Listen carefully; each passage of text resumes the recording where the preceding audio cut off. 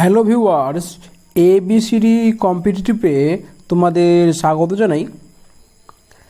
আজকে আমি আবার নতুন একটা জিকের মানে সাধারণ জ্ঞানের প্র্যাকটিস সেট নিয়ে আসলাম, সেট নাম্বার 5। তোমরা জানো যে সামনে এই মাসেই 16 তারিখ থেকে তার পরের মাসে 31 অক্টোবর পর্যন্ত তোমাদের কি গ্রুপ সি গ্রুপ ডির ফর্ম ফিল আপ চলবে। তারপর কিন্তু বেশি দিন তোমার টাইম দেবে না, খুব তাড়াতাড়ি তোমাদের এক্সাম শুরু হয়ে যাবে। তার জন্য তোমাকে এখন থেকেই ভালোভাবে প্রস্তুতি নিতে হবে। আমি তোমাদের জিকে প্লাস ম্যাথ দুটোই প্র্যাকটিস করাবো, পুরো ফ্রি অফ কস্ট, কোনো টাকা লাগবে না। চলো দেখা যাক। তবে আজকে আমি মিক্স করাবো, জিকে করাবো, এরপর থেকে আমি টপিক ধরে ধরে সলভ করাবো। কি বলছে, নিচের কোনটিকে ভারতীয় জনগণের ম্যাগনা কাটা বলা হয়? কি ম্যাগনা কাটা? কি হচ্ছে? ভারত শাসন আইন 1858, মানে 1858 সালে যে ভারত শাসন আইনটা হচ্ছিল, গভর্নমেন্ট অফ ইন্ডিয়া অ্যাক্ট 1858, সেটা হচ্ছে ম্যাগনা কাটা। কেন বলা হচ্ছে? কারণ যখন 1857 সালে মহাবিদ্রোহ হয়েছিল, এই মহাবিদ্রোহের পর থেকে মানে পরে ওরা বুঝতে পেরেছিল যে না, ভারতবর্ষ শাসন করতে গেলে একটু চাপ আছে, খুব বেশি চাপ দেওয়া যাবে না। এই কারণে কী হলো, এই 1858 সালে ভারত সরকার আইন চালু করলো। যেখানে কী বলা হলো যে এখানে ব্রিটিশ সরকার মানে ইংরেজ গভর্নমেন্ট কী হবে, মানে ইংরেজ কোম্পানি আর শাসন করবে না, কে করবে? ইংরেজ গভর্নমেন্ট শাসন করবে, মানে ডাইরেক্ট ইংল্যান্ড থেকে তোমার কী করবে? শাসন করবে। এটা তোমার হচ্ছে এই 1858 সালে অ্যাক্টের মাধ্যমে বলা হয়েছে। এবার দেখো তোমার আছে ইলবার্ট বিল, এই একটা বিল আছে যেটা কী হয়েছিল, লর্ড রিপন নিয়ে এসেছিল। তিনি কি করেছিলেন যে ইংরেজদেরকে কী করতো, একমাত্র যদি কোনো ইংরেজ দোষী সাব্যস্ত হতো, মানে ধরে নাও কেউ কোনো অন্যায় কিছু করেছে, কোর্টে তাকে হাজিরা করতে হয়েছে, তখন কী হতো, একমাত্র ইংরেজ তাকে বিচার করতে পারতো। কিন্তু যখন ইলবার্ট কি ল মেম্বার ছিলেন কার? রিপনের। এই রিপন কী করলো, মানে ইলবার্ট কী করলো, একটা নতুন আইন আনলো যেখানে কী বলা হলো যে না, যে কোনো ক্রিমিনাল হোক বা যে কেউ হোক, ভারতীয় হোক বা ইংরেজ, যেই জজ হোক না কেন, ভারতীয় জজও কী করবে, তোমার কোনো ইংরেজকে রায় দিতে পারবে। এই একটা জায়গায় কী হচ্ছিল, ইংরেজরা কী করেছিল, আন্দোলন করেছিল বিরুদ্ধে, এর বিরুদ্ধে হচ্ছে ইলবার্ট বিল। চলো তাহলে কী বলছে দেখি। কোশ্চেন নম্বর 2 কী বলছে, অ্যানিমেশন নিম্নলিখিত কোন সংবাদপত্রটি শুরু করেছিলেন? হচ্ছে নতুন ভারত বা নিউ ইন্ডিয়া। আর কী ছিল? কমনওয়েলথ। কমনওয়েলথ যে আছে তোমার আছে, এরাও কিন্তু কী করেছিল, তোমার অ্যানিমেশন শুরু করেছিল। একটা ছিল হোম রুল লীগ, কে শুরু করেছিল? বাল গঙ্গাধর তিলক করেছিল, সে করেছিল মুম্বাই। কিন্তু অ্যানিমেশন কী হয়েছিল, তিনি করেছিলেন পুরো ভারতবর্ষে, যার হেডকোয়ার্টার ছিল কোথায়? আদ্রাজে, মাদ্রাজের আদ্রাই। ঠিক আছে, চলো আর কথা বলে দিই যে অ্যানিমেশন কে ছিলেন? ইন্ডিয়ান ন্যাশনাল কংগ্রেস, মানে ভারতীয় কংগ্রেস যা ছিল, তো কি তার প্রথম মহিলা সভাপতি ছিলেন কে? অ্যানিমেশন। কত? 1917 সালে। কোথায়? কলকাতাতে। জায়গার নাম ছিল কি? ক্যালকাটার নাম ছিল, আগে ছিল ক্যালকাটা বা কলকাতা, বর্তমানে কলকাতা। কোশ্চেন নাম্বার কী বলছে, 3 বলছে কি, নিম্নলিখিত কোন নেতা ভারতীয় জাতীয় কংগ্রেসের চরমপন্থী নেতৃত্বের সাথে যুক্ত ছিলেন না? মানে কি চরমপন্থী আর নরমপন্থী কবে ভাগ হয়েছিল? ফার্স্ট 1907 সালে ভাগ হয়েছিল। কোথায়? সে ছিল মাদ্রাজে হয়েছিল। কোথায়? মাদ্রাজে, যার নাম বর্তমান নাম কি? চেন্নাই। সেখানে নরমপন্থী আর চরমপন্থী ভাগ হয়েছিল। তো বলছে কারা নরমপন্থী, কারা চরমপন্থী। এখানে কি বলেছে? চরমপন্থী ছিলেন না। না দেখো, এই কোশ্চেনের মাথায় রাখবে একটু, ছিলেন না। তো তিলক কী ছিল? চরমপন্থী ছিলেন। অরবিন্দ ঘোষ চরমপন্থী ছিলেন। লালা লাজপত রায় চরমপন্থী ছিলেন। এও হিউম চরমপন্থী ছিলেন। আমার উত্তর কী হবে? উত্তর তোমার হবে ডি। এও হিউম কে ছিল? এও হিউম ছিল তোমার আইএনসি, মানে কি ইন্ডিয়ান ন্যাশনাল কংগ্রেস এর যে জনক বা ফাউন্ডার, কে করেছিলেন? এও হিউম করেছিলেন, অ্যালন অ্যাক্টাভিয়াম হিউম। দেখো লালা লাজপত রায়, দেখো লাল বাল পাল, লাল বাল পাল নাম কে বলেছিলেন? লালা লাজপত রায়, বাল গঙ্গাধর তিলক, আর ছিলেন বিপিন চন্দ্র পাল। লোকমান্য তিলক কে ছিলেন? তিলক তো হয়েছে লোকমান্য। ঠিক আছে, দেখো এটা যদি ফুল ড্রেস করতে যাই তাহলে আমার ম্যাক্সিমাম 8-10 কোশ্চেন হবে। এটা পুরোটা কোশ্চেন তোমাদের বেশি কোশ্চেন করাবো বলে আমি তোমাদের খুব কমভাবে অল্প করে তোমাদের আলোচনা করছি, শেষ করেছি। তো কী বলে দেখো, কলকাতায় অনুষ্ঠিত কংগ্রেসের বিশেষ অধিবেশনে মহাত্মা গান্ধীর অনুপ্রেরণায় বিখ্যাত অসহযোগ প্রস্তাব কখন গঠিত হয়েছিল? আমরা জানি যে অসহযোগ আন্দোলন হয়েছিল, কত হয়েছিল? 1920 থেকে 22 পর্যন্ত হয়েছিল। তার মানে শুরু কখন হয়েছিল? 1920 সালে।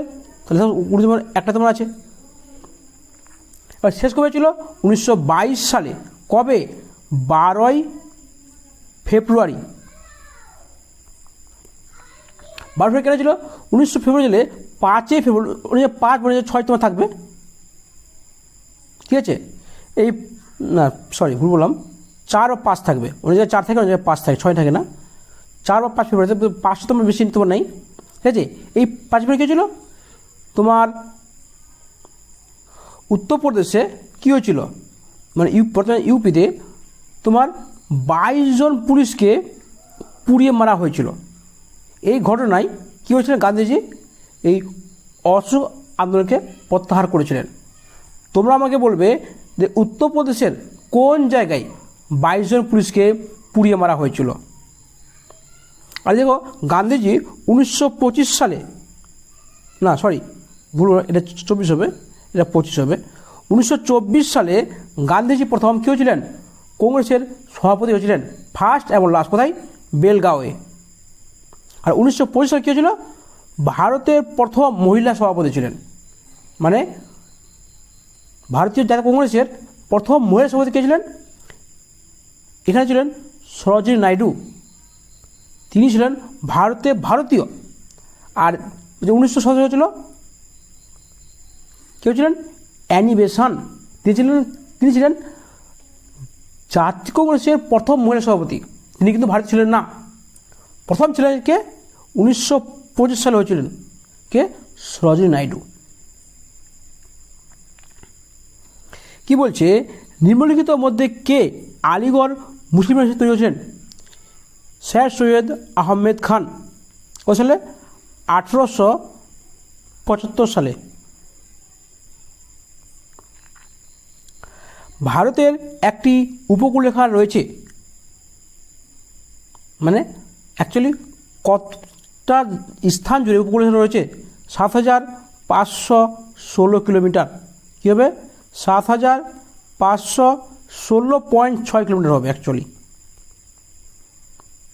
বা 6100 যে আছে সেটা কী হচ্ছে?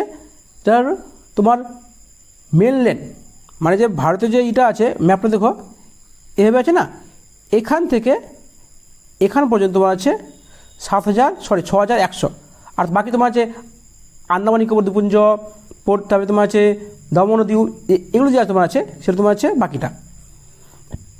তো কোশ্চেন আসতে পারে যে কতগুলি রাজ্য যে উপকূলরেখা রয়েছে? করা হবে 9টা। এখানে গুজরাট থেকে শুরু করে এখানে পশ্চিমবঙ্গ পর্যন্ত গুজরাট, মহারাষ্ট্র, কর্ণাটক, গোয়া, তামিলনাড়ু, অন্ধ্রপ্রদেশ, উড়িষ্যা, তোমার হচ্ছে এটা পশ্চিমবঙ্গ। 1 2 3 4 5 6 7 8। কে পড়ে হলো? মহারাষ্ট্র পড়ে, গুজরাট বললাম, মহারাষ্ট্র বললাম, কর্ণাটক, কেরালা, আর কি গোয়া। কেরালা বলা হয়নি তখন। ঠিক আছে, চলো কি বলছে, নিচের কোন শহরটি বা নগরটি সবচেয়ে উত্তর অক্ষাংশে অবস্থিত? সে তোমার হবে পাটনা। তোমরা একটা ম্যাপটা তোমার দেখে নেবে, একটা দেখে নেবে, কারণ ম্যাপটা তোমাদের অবশ্যই জানা দরকার আছে যে কোথায় কোন জায়গাটা আছে, কে উত্তরে কে দক্ষিণ আছে। এত মুখস্থ দরকার নেই, শুধু ম্যাপটা দেখবে যে কোন জায়গায় কোন শহরটা অবস্থিত। শহর বলতে কি, রাজ্য, স্টেট বা রাজ্য, আর কী হবে ক্যাপিটাল, মানে তার রাজধানী। শুধু দেখলেই হবে ম্যাপে। কি বলছে, ভারতের বিখ্যাত লেগুন, লেগুন মানে কি আছে, চিল্কা হ্রদকে বলছে লেগুন। সেটা কোথায়? উড়িষ্যা, চিল্কা হ্রদে। দেখে বলা হচ্ছে কি, লেগুন বলা হচ্ছে। ভারতের প্রাচীনতম পর্বত কোথায় আছে? সেটা তোমার হচ্ছে আরাবল্লী। এটা কি আছে? এটা তোমার কি হচ্ছে হিমালয় যে বলা হয়, এটা কি, এটা নবীন বলা হবে, নবীন মানে এখনও কিন্তু তোমার হিমালয় বড় হচ্ছে। এই কি হচ্ছে 8848 কিলোমিটার, সরি মিটার হবে, 8848 মিটার হচ্ছে এর দৈর্ঘ্য। এটা বর্তমান তোমার কি আছে, নেপালে আছে।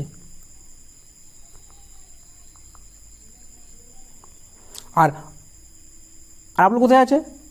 গুজরাট, পাঞ্জাব, রাজস্থান, দিল্লি, আর কি হরিয়ানা। পশ্চিম রাজস্থানে বালির টিলা তৈরি নিম্নলিখিত কোনটি প্রকার দায়ী? কী ছিল? বায়ুর নিঃসরণ। দেখো, যদি রাজস্থান, যদি এখানে ধরো রাজস্থান ধরো কোথায়, এইদিকে পশ্চিমবঙ্গ এদিকে, এক কী বলেছে, ধীরিয়ান, ধীরিয়ানও বলা হয়। ধরুন কি পশ্চিম দিকে যে বলাই, কী বলে, বালিয়ারি বলাই, তাকে কী বলেছে, ধীরিয়ান, তাকে বালিয়ারিকে। ওদের কী হচ্ছে, বালি বায়ু নিঃসরণ হয়ে কী একটা পাহাড়ের টিলার মতো তৈরি হচ্ছে, মানে পাহাড়ের মতো তৈরি হচ্ছে, সেটা কী বলে, কি বালির টিলা বলা হচ্ছে। সেটা কি বায়ুর নিঃসরণের ফলে হয়েছিল। কি বলছে, ভারতীয় উপমহাদেশের মূলত একটি অংশ হচ্ছে কি গন্ডোয়ানা ভূমি। মানে আমরা ভারতীয় যে আছে, ভারতীয় মহাসাগর যে আছে কি গন্ডোয়ানার একটি অংশ। এটা ছিল অঙ্গ আইল্যান্ড আর গন্ডো আইল্যান্ড, আমরা হচ্ছে গন্ডো আইল্যান্ড অংশ। কোশ্চেন নাম্বার 12 কি বলছে, আন্দামান ও নিকোবর দ্বীপপুঞ্জের পরস্পর থেকে পৃথক হচ্ছে 10 ডিগ্রি চ্যালেন। ভারতের সর্বোচ্চ জলপ্রপাত নাম কি? গেরসপ্প। সেটা কোথায় বলছে? তো সেটা হচ্ছে কর্ণাটকে।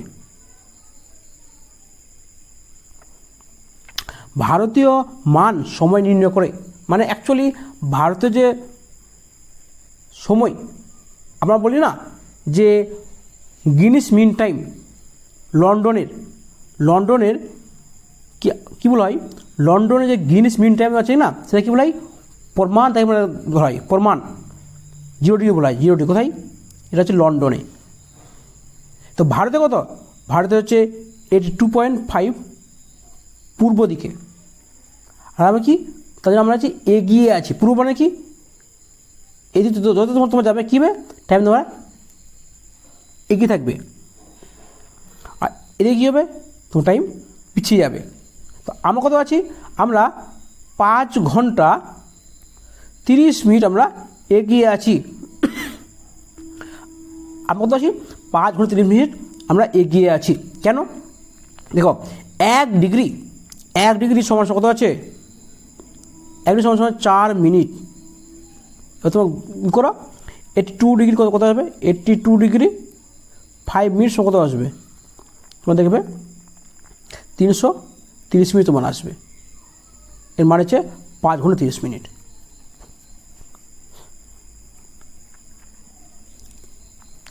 নিচের কোন প্রবন্ধটি উপরাষ্ট্রপতি নির্বাচনের সাথে সম্পর্কিত? তো উপরাষ্ট্রপতি কী হচ্ছে, আর্টিকেল বা ধারা হচ্ছে 66। কে উপরাষ্ট্রপতিকে পদ থেকে অপসারণ করতে পারেন?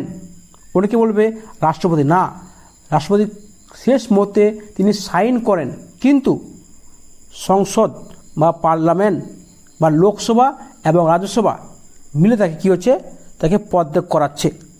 কিন্তু তাকে রাষ্ট্রপতি সাইন করেন, কিন্তু মেন কাজ করেন সাংসদ করেন। উপরাষ্ট্রপতি হলেন ড্যাশ এর অধিকার, মানে কি চেয়ারম্যান। কার চেয়ারম্যান ছিলেন? তিনি হলেন রাজ্যসভার চেয়ারম্যান। আর লোকসভার যে চেয়ারম্যান তাকে কী বলা হয়? তাকে বলা হয় স্পিকার বলা হয়। লোকসভা চেয়ারম্যানকে বলা হয় স্পিকার। আর কি পরিকল্পনা কমিশন, এই চেয়ারম্যান কী বলেছে? এই চেয়ারম্যান হচ্ছে প্রধানমন্ত্রী। মানে কি 5 ইয়ার প্ল্যান যে আছে ওর চেয়ারম্যান কী হচ্ছে? প্রধানমন্ত্রী হচ্ছে। কি বলছে? প্রধানমন্ত্রী সহ মোট মন্ত্রী সংখ্যা ড্যাশ এর বেশি হয় না। মানে কি মন্ত্রী যখন লোকসভা যখন ভোট হয়, যার মধ্যে যখন মন্ত্রী হয়, তো মন্ত্রী কতজন হয়? 15% তোমার মন্ত্রী হয়। দেখো, প্রধানমন্ত্রী কিন্তু ধরে নাও ক্যাপ্টেন, ও কিন্তু একটা লোকসভার মেম্বার, ঠিক আছে? তো কত হয়? 15%। যে বলে রাজ্য সেমভাবে রাজ্যেও 15% মন্ত্রী পদ থাকে, এ বেশি থাকে না। তো কী বলছে? পদত্যাগকারী প্রথম ভারতীয় প্রধানমন্ত্রী, তিনি কী হলেন? প্রথমে পদত্যাগ করছে। কে? আমরা কি জানি যে প্রথম ভারতীয় যিনি, মনে রাখার উপায় কী দেখো, প্রথম ভারতীয় যিনি কী হয়েছিলেন? অকংগ্রেস, মানে কংগ্রেসই নয় এমন প্রধানমন্ত্রী কী হয়েছিলেন? মোরারজি দেশাই হয়েছিলেন। আর তিনি প্রথম যে প্রধানমন্ত্রী যিনি বেশি দিন লাস্টিং করেনি, 1977 থেকে 79 পর্যন্ত তিনি ছিলেন। আর 79 কী গেলেন? তিনি গিয়ে ইস্তফা দিয়েছিলেন। তার মানে প্রথম পদত্যাগকারী ভারতীয় প্রধানমন্ত্রী ছিলেন মোরারজি দেশাই। আবার তিনি প্রথম ব্যক্তি যিনি অকংগ্রেসীয়, মানে কংগ্রেস নয়, প্রথম তিনি ব্যক্তি হয়েছিলেন যিনি প্রধানমন্ত্রী হয়েছিলেন। ভারতের সংসদ ড্যাশ নিয়ে গঠিত? কি আমরা জানি? লোকসভা, রাজ্যসভা ও রাষ্ট্রপতি। প্রধানমন্ত্রী নয়, কিন্তু প্রধানমন্ত্রী নিজে কি লোকসভার মেম্বার। প্রধানমন্ত্রী নিজেই, তিনি কিন্তু রাজ্যসভায় বসতে পারেন, কিন্তু তিনি মেম্বার হচ্ছেন লোকসভার।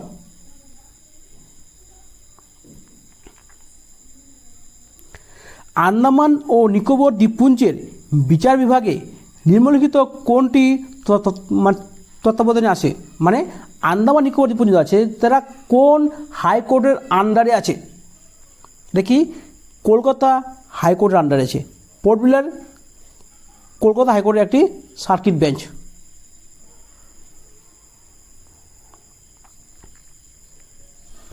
ভারত সংবিধানের কোন অনুচ্ছেদে ঘোষণা করা হয়েছে যে কেবল ধর্ম, জাতি, বর্ণ, লিঙ্গ, বংশ, জন্মস্থান, বাসস্থান বা এগুলি যে কোনো একটি কারণে কোনো নাগরিকের রাষ্ট্রের অধীনে কোনো চাকরি বা পদের জন্য অযোগ্য বা বৈষম্যমূলক হবেন না? আর্টিকেল 16 বা ধারা 16 নম্বর।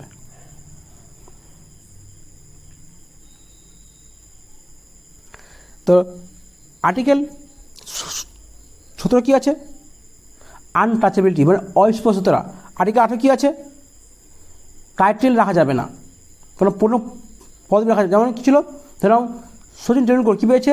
ভারতরত্ন পেয়েছে। তাহলে বলতে পারি না যে ভারতরত্ন সচিন টেন্ডুলকর। একমাত্র পদবি রাখা যাবে পড়াশোনা রিলেটেড, যেমন ডক্টরেট। দেখো, তোমরা আমাকে বলবে যে আর্টিকেল 15-তে কী আছে? একটু সার্চ করো, নিজে একটু খাটো, তাহলে অনেক কিছু জানতে পারবে। কি বলছে, ভারতের কোন রাজ্যে কোনো বিধান পরিষদ বা আইন সভার উচ্চকক্ষ নেই? ফার্স্ট আমরা জানবো যে কোন কোন রাজ্যে আছে। মোট 6টা রাজ্যে তোমার বিধান পরিষদ বা আইন সভাকক্ষ আছে। মানে কি, দেখো লোকসভা কী আছে, লোকসভা আর রাজ্যসভা। রাজ্যসভা কী হলো, আইন কক্ষ বলা আছে রাজ্যসভাকে। তো রাজ্যসভা প্রতিটা রাজ্যে নেই, ওখানে রাজ্যসভা বলে, এখানে কী বলে, বিধান পরিষদ বলা হয়। রাজ্যে কী বলা হয়, বিধান পরিষদ বলা হচ্ছে। আর ভারতে কী বলছে, আমার রাজ্য ওটা কী বলছে, রাজ্য কক্ষ, রাজ্যসভা। তাহলে কতগুলি রাজ্যে বিধান পরিষদ আছে? মোট 6টা রাজ্যে আছে। কোথায়? উত্তরপ্রদেশ, বিহার, নিচে চলে আসো, মহারাষ্ট্র, কর্ণাটক, অন্ধ্রপ্রদেশ, আর কি আছে, তেলেঙ্গানা। কারণ অন্ধ্রপ্রদেশ তেলেঙ্গানাতে বেরোচ্ছে, তাহলে তেলেঙ্গানা আছে। কোনটা হলো 1 2 3 4 5 6। তাহলে কে নেই দেখো, তোমার নেই পশ্চিমবঙ্গ। পশ্চিমবঙ্গে শুধু নিম্নকক্ষই তোমার আছে, জেনারেল অ্যাসেম্বলি। চলো কোশ্চেন নাম্বার 24 কী বলছি, 8ম শতাব্দীর ত্রিপাক্ষিক ক্ষমতা লড়াই নিম্নলিখিত কোনটির মধ্যে হয়েছিল? কী হয়েছিল? চালুক্য, পল্লব এবং পাণ্ডব। আরেকটা আছে কি, পাল, প্রতিহার এবং রাষ্ট্রকূট।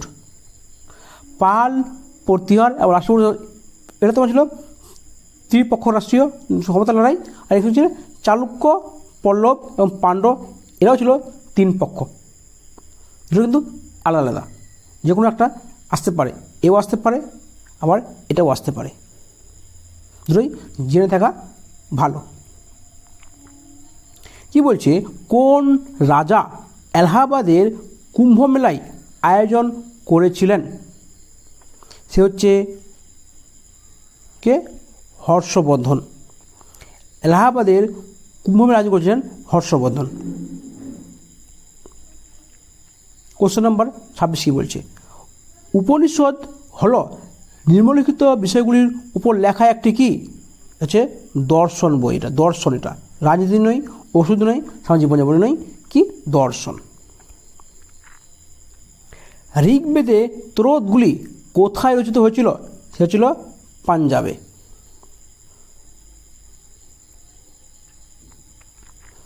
নিচের কোনটি পাকিস্তানের সিন্ধু প্রদেশের লারকানিতে অবস্থিত? সে হচ্ছে মহেঞ্জোদারো। আমাকে বলো, মহেঞ্জোদারো কে তৈরি করেছিলেন, মানে কী করেছিলেন, তার লেখক কী বলবো, এটাকে ফাউন্ডার বলতে পারি। একটা আছে হরপ্পা, একটা আছে মহেঞ্জোদারো। মনে রাখার উপায় দেখো, আগে কি এইচ না এম? আগে এইচ, তার মানে কি 1921 সাল এটা হয়েছিল, এটা 1922 সাল এটা হয়েছিল, তৈরি করেছিল। এবার কি আছে আমরা জানি, দয়ারাম সানি আর রাখালদাস বন্দ্যোপাধ্যায়।